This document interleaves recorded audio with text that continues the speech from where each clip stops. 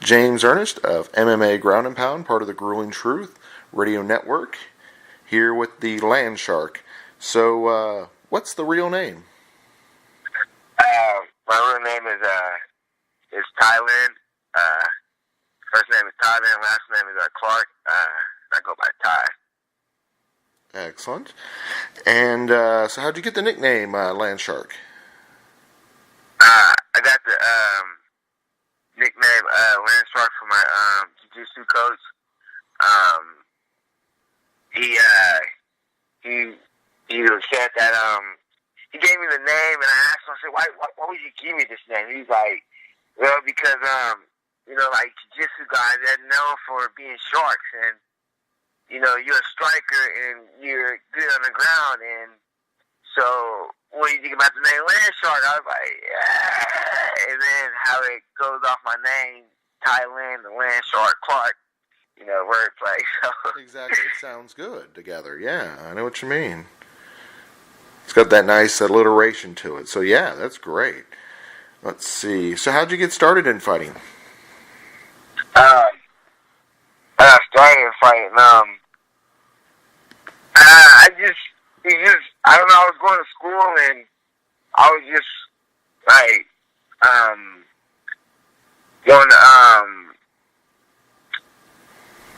do some extra. I don't know, play sports or something like that because I never really played sports growing up. So I was just like. So you were basically looking for competition, and you hadn't received it in the past. You hadn't been able to do sports in school, so you were kind of looking for something different, it sounds like. Yes. Excellent. So what was your first step into mixed martial arts? Was it, more boxing or wrestling or, like you said, jiu-jitsu?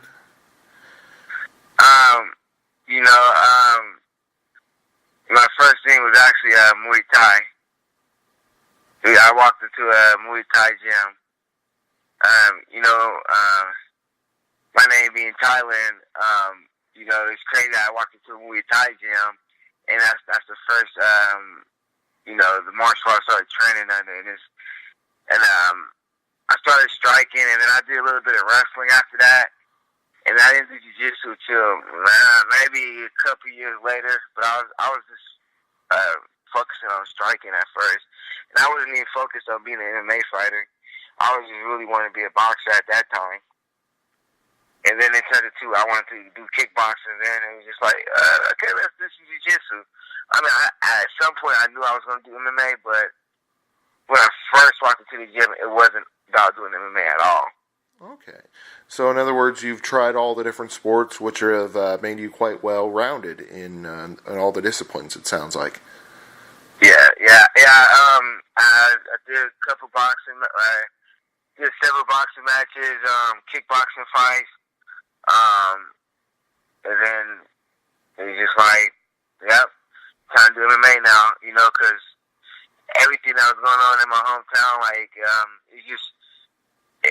It needed, I feel like I can fight and take over the spotlight at that time because it just needed something at that point. Mm-hmm. Currently, you're on a 9-fight win streak? 9-fight, yeah. I think so, yeah. Excellent. And your last fight was at EFC. So tell us about that event. What was that like? What were your thoughts going into that big fight? Well, I was, going into the fight, I was, at that point, I wasn't just fighting for, money then, because at first I was an amateur, and I was like, oh yeah, okay, now I get to get paid because I'm a pro now. So at that point, it was just like, so my first few fights, I was like, I'm going to fight, get paid, fight, get paid. And I really wasn't taking the training serious or taking anything serious, so I had to take a step back. And I was like, all right, it's time to focus on, being better as an athlete and, getting skills in there because I wasn't getting the finishes I was wanting in. I wasn't, things wasn't just, the fight wasn't going out how I wanted them to. So I was taking a lot of time off and making sure that I went into the fight focused and wanted to finish the guy. So my mindset was like, I wanted to get a first round finish. It was nothing that was going to stop me from getting that. I wanted to get back to finishing fights, and you know, the EFC is the fight, the venue is big, and there's a lot of people who show up. So you know, the crowd like they loved it, and you know, I was happy with the performance because I got the first round win. I didn't get punched. You know, I do like Demi and Maya. You know, you just go in there and you fight, and you know, name of the game is, you know, not to get hit and to get a finish. But you know, if we, you know, have to strike, then let's do it. But you know, I got the finish, and I showed people, you know, like the Mortal Kombat flawless victory. Exactly. You know. Yeah, it sounds like it. I mean, like you said, you weren't hit in the fight. You just, I mean, were clear-cut advantage. Prior to that, you had fought in Bellator at 150, the event. Yeah. What happened while you were back in EFC and not another Bellator event? Yeah, well, when you fight for Bellator, you don't want to go out there and just fight. I mean, that's just any fight, you know. And I'm starting to realize you don't want to just like, this is my name, you know. People are wanting to see like the real you. You know, I wasn't putting my heart into it, so that's like, why would I waste Bellator time, you know, fighting again and just putting on, you know, not my heart all into the fight. So it was like I just sat back, and then I got hurt, you know, and my foot was like. After the Bellator fight, I actually couldn't train because I kicked the fence. I was trying to kick my opponent. He kept running from me. It was weird because we was actually supposed, like, it's a fight, right? Yeah. And the fighters are supposed to engage. Well, he really wasn't like, he was, I don't know what his striking style was, but he wasn't like coming forward. He was like move backwards a lot. He would move backwards a lot. And then he like rushed forward with his punches. And then he kept running from me, kept running. So I would have to chase him down a lot. And I kicked the fence, and my foot was hurting. So you know, I worked it or something. I didn't go to the doctors or anything like that because, you know, I don't have insurance or anything. And I could have asked Bellator for help, but I didn't. And you know, but you know, I'm moved I moved out of my home state, and you know, more focused now. I'm trying to fight for Bellator again. I'm waiting on opportunities. They actually offered me a couple opportunities, but I couldn't make the weight. You know, and I just don't want to. You're not just gonna fight, and you know, without putting your heart into it. Don't do anything without putting your heart into it. So I see your point. You wanted to take time to be able to heal and refocus, and you wanted to be able to give Bellator the best performance possible. So that's why you you know, took some time, went back to EFC to refocus your energies on performing. That makes sense. Yeah, because Bellator is like, I really wanted to like with them even coming and giving me a chance, I really wanted to like make a name for myself with them, and you know, put on good performances. But I just never got the timing right, and then you know, now it's just like, you know, I have to wait for my chance again because, you know, I had a lot of chances last year, and you know, I just wasn't able to capitalize on them. But now I'm just waiting for those chances again, and you know, I'm definitely in the best shape ever. A lot of people say that, but you know, I mean, what else have I been doing for the last year? I haven't fought in a year, so how I've been doing in the gym. I've been in the gym, and you know, I'm training, you know, with some of the best fighters in the world. I'm always training with some of the best fighters in the world, but I just have a personal trainer now, you know, and that's just something that I've been looking for. I've been looking for, like, most people look for strength and conditioning training. I wasn't looking for that. I was looking for something different, and I finally found it, and now I'm just ready to show the world what I'm really capable of doing. Excellent. You mentioned, you know, you training with the best, tell us a little bit about Tapology and your head coach, Andy Zerger. Yeah. Yeah. Yeah. Tell you about well, Andy. My coach Andy. He's like that's my first coach. He's that's my coach when I was training in Wichita. He taught me so much about fighting. Like just not just about fighting. Like being healthy, making weight, and just you know, being committed. Like I really didn't get a chance to show the world how great of a coach he was to help me out because my body wasn't like it just wasn't just doing what I needed it to do, you know. And but you know, I'm in Fort Worth now. I'm training with Stephen Wright. We're working on a lot of crazy things down here. I'm still like Zerg. He's my mental coach now. He sends me clips. He talks to me about staying strong, you know, and help me, you know, with staying focused. So, who are some of the teammates that you train and practice with? I train with a lot of people.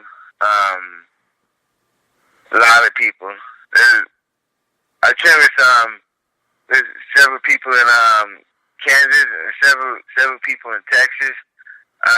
Like UFC fighters, there's Bellator fighters in the gym. There's Ultimate fighters, women in there. There's top Bellator. There's tons of people I train with. I train with a lot of people. I've trained with a lot of boxers too, like Olympic medalists. I trained with my first boxing coach was a world champion. He's the first one knocked out Vladimir Klitschko. Oh, nice. So I'm trained with a lot of people. A lot of my wrestling training partners is one JUCO, Division 2. So okay. I've trained with a lot of people. Jiu-Jitsu, I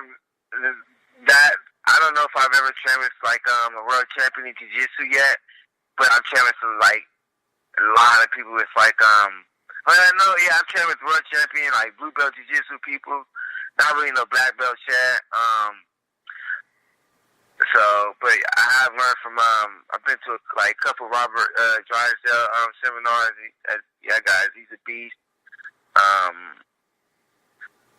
Yeah, so I trained with a lot of people to help me get to where I'm at. It's a lot of people.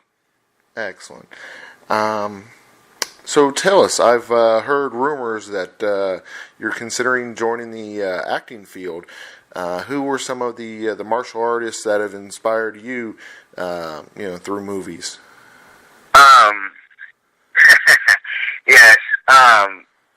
Well, I never really, growing up, I never really watched martial arts movies, or should I say, never paid attention to it. Like, never really paid attention to movies and stuff like that. I always just watched it because it was a good movie or anything like that, And so whenever I talk to my friends, they're like, "Hey, what's your favorite one?" I don't know. And then I started realizing I do have a couple favorites. I'll say Jackie Chan. I like Jackie Chan because he can beat people up and still keep the most nice expensive vase safe. He'll kick somebody in the stomach and then catch the vase. I don't know. I never do that. Like Michael J. Wright, he's a good one too. Van Damme, Bloodsport. Wow. Yeah, that's definitely those ones right there.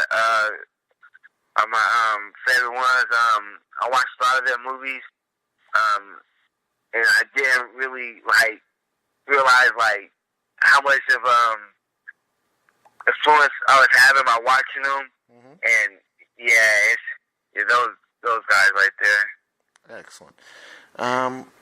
Who are your current sponsors that you would like to thank?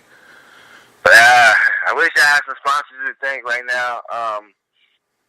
It's tough time, tough situation. I actually don't have any sponsors.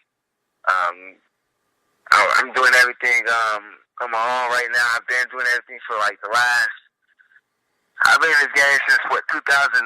So I've been sponsoring myself and just doing everything on my own. I've been been undefeated, been fighting everybody, been going all across wherever I can, to fight, and I've just been working, full-time jobs, and I just finance my own fights. I reached out to sell. A lot of people just haven't got anything back, but if there's anybody who wants to join the Team Land Shark out there, let me know. UFC champ 2020, I'll definitely be there at 145. No one's stopping that. So, how would they reach out to you via social media? What are your sites that you're on? I have my athlete page is on Facebook, which is Land Shark Bang, and then you can find me on Twitter at Land Shark IM 45. On Instagram and Snapchat, I am Land Shark 45, and then my Facebook page is like Land, and then it's like Land Shark. I gotta fix it. It should be Land Shark Clark, but Facebook doesn't think that's the appropriate name. I keep getting my name reported. Stop before my name, people. My name is Land Shark Clark. That's my fight name. I know what you mean. I had a guest on the other day, and they were all upset because, unfortunately, they weren't allowed to have their business name on their Facebook page because they had the word diva in their name, and they were like, they keep canceling it or blocking it, which I thought was crazy. But they do some weird things with the social media. It seems like nowadays. So I just want to connect with my fans, exactly, yeah. I mean, put my name out what they know me by. Exactly, and that's what it's all about with that social media. It's about getting the good word out there and being able to communicate and interact with the fans, which makes them more appreciative and stronger fan base. So, yeah, because if I don't log on, if I don't get checked my face, they send a message. Hey, so how you doing today? Would you like to update your friends on how you doing? I'm like, oh, but I can't have my real name though, huh? I can't have my stage name. Any words on next fight or anything coming up? Nope, no fight right now. I'm just training. I'm hoping to get a fight sometime soon. There's no fight lined up though. Okay. Well, we definitely appreciate you coming on the show, and we definitely look forward to having you back in the future. Like you said, the game plan is 2020 World Champion, and you got time to work on that and get there.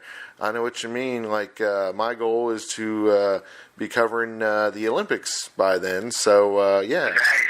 Yeah, that would be the plan going over it. I want to say it's in Japan in 2020. I know this year it's in South Korea, so I'm not interested in going over there. That doesn't, being so close to North Korea doesn't sound like a good place to go on vacation. But no, but definitely that. And then later on, they're going to have the Olympics, I think, in the U.S. in 2028. So I know what you mean. It's all about working forward toward the goals and trying to get there. So we definitely look forward to seeing you in UFC or Bellator in the future.